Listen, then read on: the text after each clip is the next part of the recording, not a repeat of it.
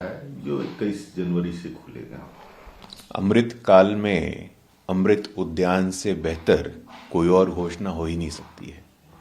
आदरणीय प्रधानमंत्री जी ने स्वतंत्रता दिवस के अवसर पर लाल किले के प्राचीर पे देश के संबोधन में कहा था, पंच प्रण दिए थे उन्होंने, तो उसमें से प्रमुख था औपनिवेशिक मानसिकता से निकलना। तो इस पूरे के पूरे एक्सरसाइज को डीकॉलोनाइजेशन के क्रम में हमें देखने की आवश्यकता है। जो हमारा है वो हमारा है, और निश्चित रूप से संविधान के सर्वोच्च स्थान पे राष्ट्रपति भवन पे अमृत की शुरुआत होगी तो वो पूरे देश में फैलेगी।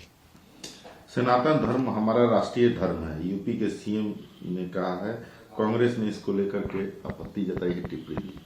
देखिए, कांग्रेस पार्टी वो पार्टी है जिसको हर वो चीज से समस्या है जिसमें सनातन है या हिंदू है।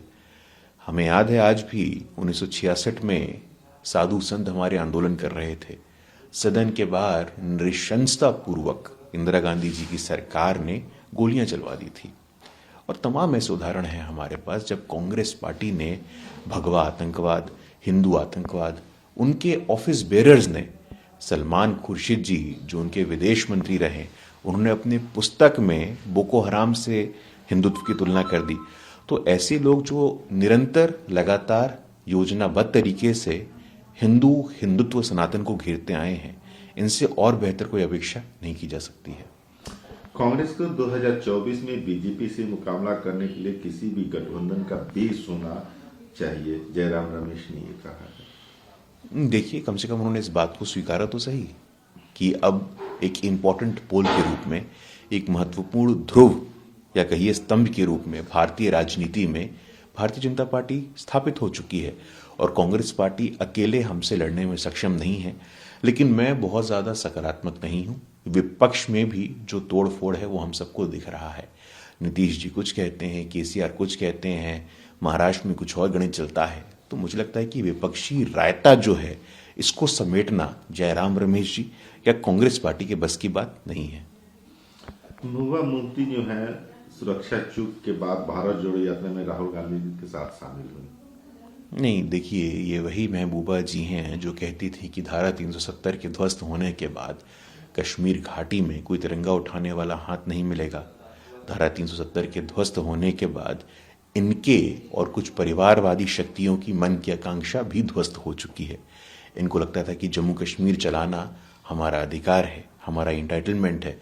जम्मू कश्मीर के लोग चलाएंगे। जम्मू कश्मीर सिर्फ महबूबा मुफ्ती का परिवार या उमर अब्दुल्ला का परिवार नहीं चलाएगा।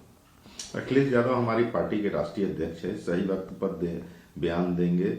समाजवादी पार्टी एमएलसी संजीव स्वामी प्रसाद मौर्य से जब पूछा गया कि क्या अखिलेश यादव रामचरितमानस पर अपने बयान के साथ खड़े हैं, तो इस पर उन्होंने कहा कि इस देश में के एससी, एसटी और पिछड़े वर्ग को न्याय दिलाने के लिए पार्टी एक जाति जनगणना की मांग करेगी।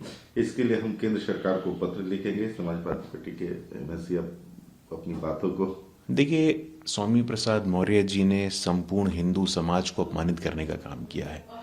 जब हम रामचरितमानस की बात करते हैं तो क्या रामचरितमानस को बिना महर्षि वाल्मीकि के हम लोग कल्पना भी कर सकते हैं क्या? महर्षि वाल्मीकि किस समाज से आते थे? महर्षि वाल्मीकि के लोग किस समाज में हैं? दलित समाज, अनुसूचित जाति समाज, अनुसूचित जनजाति समाज। आप उन सभी वर्गों की राजनीति तो करते हैं, उन सभी वर्गों के प्रतिनिधित्व करने की बात तो करते हैं, लेकिन उन सभी वर्गों को अपमानित करने का भी काम किया है। जहां तक जातिगत जनगणना का विषय है, हम तो आग्रह करते हैं कि अखिलेश यादव जी अपने पार्टी के अंदर जनगणना करें। उनके संगठनात्मक स्थानों पे, उनके नेतृत्वकर्ताओं में क्या कोई दूसरी जाति, या छोड़िए दूसरे परिवार का भी व्यक्ति है? सदन में जाएंगी तो डिंपल जाएंगी, खुद नेता विपक्ष बनना हो तो बनेंगे, धर्मेंद्र हो, तमाम परिवार के लोग, राम गोपाल जी हो, तमाम परिवार के लोग हैं सत्ता प्रतिष्ठानों में। तो मुझे लगता है कि जनगणना की कहीं शुरुआत होनी चाहिए तो समाजवादी पार्टी के अंतर्गत होनी चाहिए। अगर किसी जमीन की बात करते हैं तो ये जमीन 1962 में चीन ने कब्जा किया था। विपक्ष आपको बताते नहीं है, वे ऐसा दिखाएंगे कि ये कल परसों हुआ है। अगर मेरी सोच में कमी है तो मैं अपनी फौज या इंटेलिजेंस से बात करूंगा। मैंने चीनी एम्बेसडर को बुलाकर अपनी खबर के लिए नहीं पूछता, विदेश मंत्री एस जयशंकर ने कहा। देखिए, हाथ कंगन को आरसी क्या, पढ़े लिखे को फारसी क्या। खुद कांग्रेस के रक्षा मंत्री ने सदन के पटल पे कहा था कि कई हजार स्क्वायर किलोमीटर जो भारत की ज़मीन है वो चीन के कब्जे में है। 2008 में राहुल गांधी जी, सोनिया गांधी जी बीजिंग जाते हैं और चीन के साथ एक एमओयू साइन करते हैं। उस एमओयू के तहत राजीव गांधी फाउंडेशन, जो कि कांग्रेस पार्टी का एक रिसर्च ऑर्गेनाइजेशन है, उसको राशि प्राप्त होती है। इसको इंग्लिश में क्विड प्रो को कहते हैं। कुछ के बदले में कुछ आपको मिला, कुछ आपने दिया।